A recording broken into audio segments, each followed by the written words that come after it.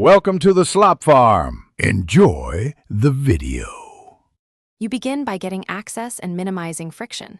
Sign in, enable API, and install the Kaggle CLI so you can download data fast. Then pick one small dataset or beginner competition and immediately fork a public notebook. Once done, run the notebook end-to-end to confirm the environment. This validates package versions and the API key. Make sure to note kernel settings and Python version so reproducing results will be straightforward as you progress. Now you iterate.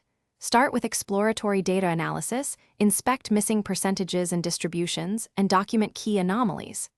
Next, build a baseline, one clear pipeline, cleaning, simple feature transforms, and a single model with cross-validation.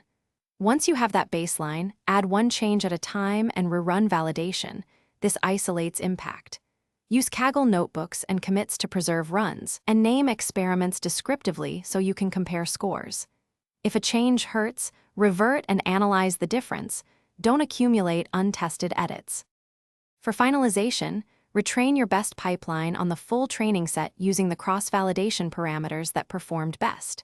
Then generate the submission file in the required format and run a quick local validation to check shapes and nulls.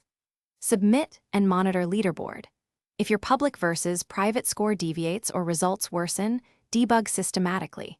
Confirm no data leakage, consistent random seeds, and matching package versions. One key troubleshooting tip. Compare a failing notebook run step by step with the baseline to pinpoint the regressions. Thanks for watching. Consider subscribing if we helped you today.